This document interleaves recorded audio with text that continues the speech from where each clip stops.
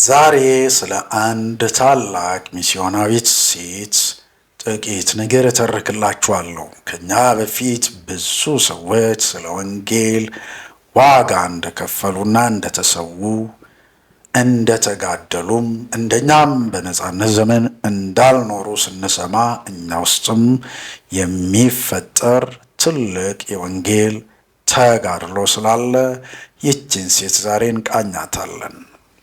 አስቴር ትባላለች። የአስቴር ጋኖ ሕይወት ታሪክና መንፈሳዊ ተጋድሎን ነው በጥቂቱ የምንመለከተው። የትውልድ ዘመኗ 1872 ሲሆን እስከ 1964 ትኖራለች። የትውልዱ ቦታ ሊሙ ወለጋ ኢትዮጵያ። የወንጌል ብርሃን በጨለማ ለነበረው ሕዝባችን ታላቅ ተስፋ ነው። ይህ ብርሃን በቋንቋችን ሲበራ እውነትን በግልጽ እንድናይ ያደርገናል። አስቴር ጋኖ በ19ኛው ክፍለ ዘመን አጋማሽ አካባቢ በወለጋ ምድር በሊሙ ተወለደች። የልጅነት ዘመኗ ግን በደስታና በሰላም የተሞላ አልነበረም። በወቅቱ በነበረው የባሪያ ንግድ ምክንያት ከቤተሰቦቿ ተነጥቃ ለባርነት ተሸጠች። ይህ አሰቃቂ አጋጣሚ ግን እግዚአብሔር ለታላቅ ዓላማ ሊጠቀምባት የፈቀደው መንገድ ነበር። በባርነት ተይዛ ወደ ውጭ ሀገር ልትወሰድ ስትል በምጽዋ በኩል በነፃ አውጪዎች አማካይነት ወደ ኤርትራ ምጽዋ እንድትሄድ ሆነ። በምጽዋ በነበረው የስዊድን ሚስዮን ትምህርት ቤት ውስጥ አስቴር አዲስ ሕይወት ጀመረች። እዚያም መሰረታዊ ትምህርት ከመቅሰሟ በላይ የወንጌል ብርሃን አገኘች።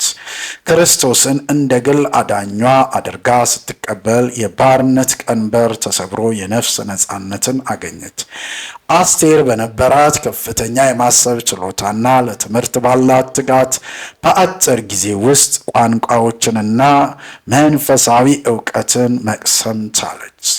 አስቴር ጋኖ በታሪክ ጎልታ የምትታወቅ ከታዋቂው ወንጌላዊ አናሲሞስ ነሲቡ ጋራ በነበራት የሥራ ትስስር ነው።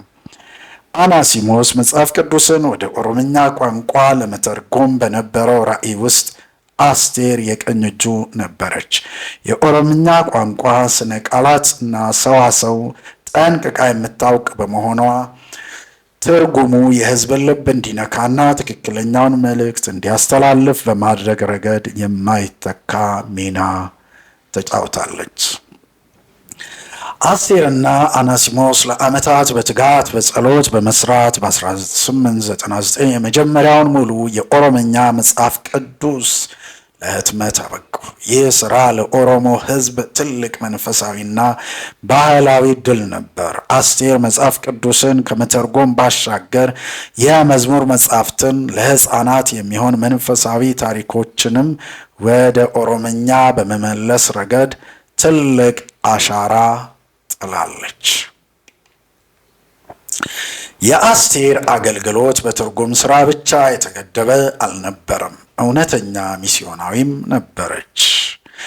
በ19ኛዎቹ መጀመሪያ ላይ ከአናሲሞስ ነሲቡና ከሌሎች አገልጋዮች ጋር በመሆን ወደ ትውልድ አገሯ ወደ ወለጋ ተመለሰች።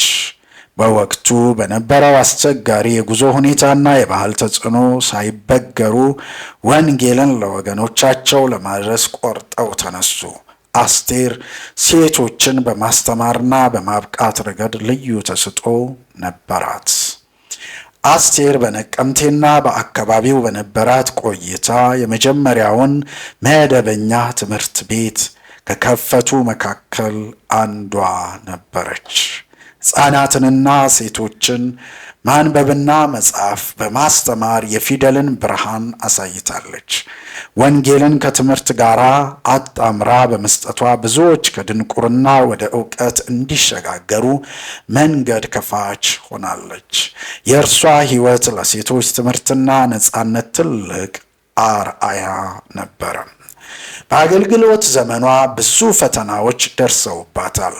በወቅቱ በነበራት ባህላዊና ሃይማኖታዊ ተቃውሞዎች ምክንያት እስርና እንግልት ደርሶባታል። ሆኖም ግን ለክርስቶስና ለወገኖቼ መከራን መቀበል ክብር ነው በሚል ጽናት አገልግሎቷን ቀጥላለች።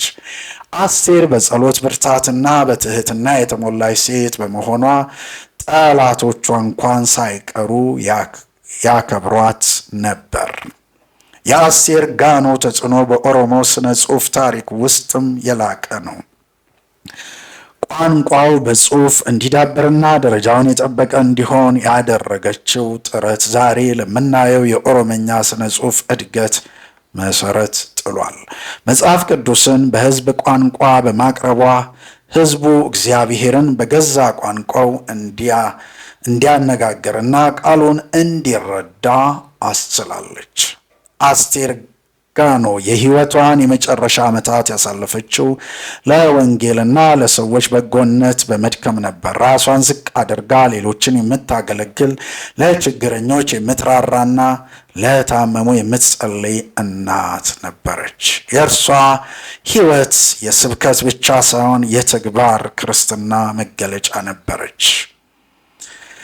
ከዚህም ዓለም ስትለይ ለቤተ ክርስቲያን ትልቅ መንፈሳዊ ቅርስ ጥላ አልፋለች። አስቴር ጋኖ በኢትዮጵያ ወንጌላዊት ቤተ ክርስቲያን መካነ ኢየሱስ ታሪክ ውስጥ እንደ ታላቅ ሚስዮናዊ የቋንቋ ሊቅ ትታወሳለች። የእርሷ ታሪክ ከባርነት ወደ ነፃነት፣ ከጨለማ ወደ ብርሃን የተደረገ ጉዞ ነው።